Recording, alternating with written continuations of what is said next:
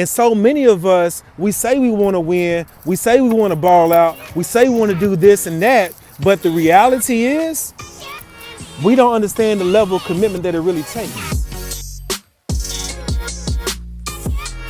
What's going on, y'all? This is Coach D. So 7 tips to winning, right? 7 tips to winning. And this right here, today I get to break down tip number 3 for you. All right, tip number 3. Before I do that, let's go back, let's recap. Tip number 1 is to see yourself balling. Remember that, right? That means that you have to use your imagination. Something that we all have is God-given, right? Not many of us use it enough, and that's we act as if we don't have it, but you got it. You got imagination. Use it and see yourself balling. Tip number 2, remember what I told you, is that you got to find your X. Again, I'm not talking about your boo thing, right? I'm talking about finding your X, as in your mark, your sweet spot. What is that thing that keeps you going? What's your reason why you have to ball out? But now tip number 3, this right here is just as important. Number 3 is to commit. Yep, I said it, commit. I know that word right there can be so, intimidating, for lack of better words. Commit, hold on, what do you mean, like commit? Like tell her I love her, commit? Or like I'm gonna marry this person, commit? Yeah, something like that, all right? But we're talking about whatever you imagine yourself doing, that thing is what I want you to commit to. Let's break it down. It is something like getting married. That's just real talk. Man, did you know that just about half of all marriages end in divorce? You probably knew that, right? And I got to thinking about that number because I've been married for a minute. Like I married my high school sweetheart. I'm 18, she's 18, she's pregnant, right? We fresh out of high school. We got married and here it is, 19, almost 20 years later, we've been married. They say almost half of all marriages end in divorce. And I got to wondering, like, why though? Like, why is it that so many marriages end in divorce? And one of the reasons they say is because of money. I'm like, man, whatever. Like, I really don't believe that, because if that was the case, me and my wife should have been divorced like a long time ago. I don't think it's money. What I really believe it has everything to do with is misunderstanding. The reason why people get divorced is because of misunderstanding. Let me break that down just for a moment. On that day, when the couple, the husband and wife, they get ready to get married, they stand before a minister, and they got all these butterflies going, right?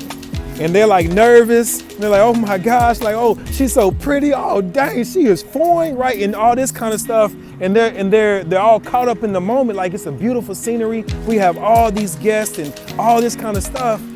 And they hear the minister say to the groom, you agree to take this woman to be your lawfully wedded wife, to cherish and to love, for better or for worse, for poor or for rich, in sickness and in health, to death do you part.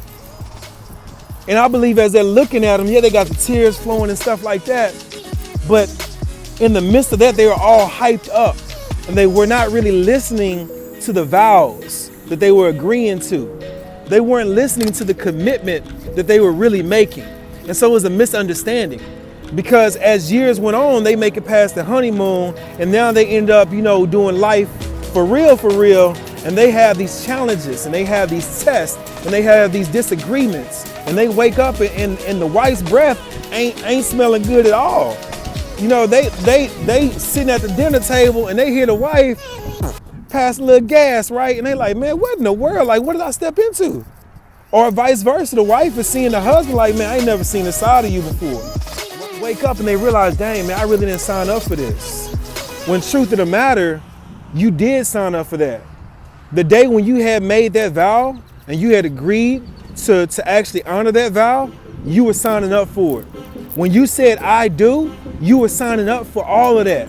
From the stanky breath, to the passing gas, to the getting sick, to the money problems, all that, you were signing up for it. But because of they didn't quite understand the vows that they were saying and the commitment they were making, they now end up finding themselves in divorce papers. So Coach D, for real, like, I'm not even on that whole married thing right now. I understand why you're talking about marriage. I'm talking about marriage because marriage and winning are just the same. Many of us, we say we want to win, we say we want to ball out, we say we want to do this and that, but the reality is, we don't understand the level of commitment that it really takes. We don't understand that, you know what? It may get ugly before it becomes beautiful, right? It may get like extremely dark before I start to see a whole lot of lights, right? It may get really, really tough before it starts to ease up. But that's a part of it. That's a part of it. So what I need for you to do is to commit. Like, understand that it's going to take some struggle, that it's going to take some tests, that you will be challenged. That's okay. That's okay. Because if what you want is really what you want, then it's worth it. My wife, when I had signed up to actually marry her, man, I remember, I'm going way back now. I remember, man, it was high school graduation and I had showed my boys the ring. I was like, man, check it, man, like this the ring. I'm about to do it. They're like, you about to do it? I said, bro, I'm about to do it. It's like, what? I said, man, I'm for real. It's all right, bro. Like, man, do your thing. We started dapping up and all that stuff. And then I remember after they had called my name, I walked the stage, got my diploma, and I went straight to my girlfriend. Mind you, my girlfriend was pregnant at the time. Ooh, you didn't know that, huh? My girlfriend was pregnant at the time. And so here it is, I'm a 17-year-old getting ready to make this leap of faith. I pull her out to the aisle and they're still calling people across the stage, right? Anyhow, I get down on one knee, I'm nervous, I'm shaking, and I'm like, just popped open the ring. I thought I said something, but I don't think words came out. My lips were moving, but it wasn't nothing coming out. You hear what I'm saying? But she got the message. She said, yes, we get married. And I stood before the minister. And I looked my fiance in the eyes and I told her, I do, after hearing those vows. And this is what I need you to catch. I understood that we were going to be tested more than likely. I understood that this thing won't be easy. I understood that we were jumping right into a family because she was pregnant when I proposed to her. I had to remember my vows. And so anyhow, I say all that to say, I was not afraid of the I do. Some of you guys are fearing the I do. When it comes down to your dreams, when it comes down to the things that you imagine yourself doing, you fear making a commitment to it. And I'm telling you for real, don't fear the I do. Don't fear. I want you to get crystal clear on what I do means. I do means that you will be challenged.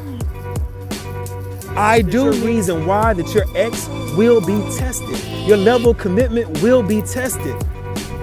It will be. The question is, will you still be standing? Will you still be standing after that test? Will you still be going after your dreams? Will you still be going after that thing you said you wanted? Even after you've been tested. I do, don't fear, don't fear. There's two commitments I need for you to make right now. The first commitment is, you will not quit. Say it, I will not quit. Right, people are watching and they're seeing what you're doing and they're seeing the I do. The second commitment I need you to make is to commit to seeing your vision come to pass. All right? Don't quit and see your vision come to pass. Point blank. No matter how crazy it gets, no matter how many people hate on you, no matter how difficult it may seem or impossible it may be, go after it until it becomes a thing of the past, until it becomes your reality. You with me? All right. You got so many different people that right now they're watching you. They hear you say you're making a commitment. They hear you saying I do. And they're like, okay, I want to see how this plays out. I want to see if they actually make this thing follow through what they say they're going to do. And they're trying to see if he does it, now I got a good chance of doing it. So I want you to tell your vision, like right now, I want you to tell your vision, I do. Come on, just go with me. Say, I do take my vision to be my lawfully wedded reality, to love and to cherish till death do us part. I know that was a little weird, but I'm telling you for real, I need you to get committed with your vision. You hear what I'm saying? I need you to get committed. And as I said before, whatever you do, don't quit. Keep it moving, keep it moving, keep it moving. Let's take it to the house.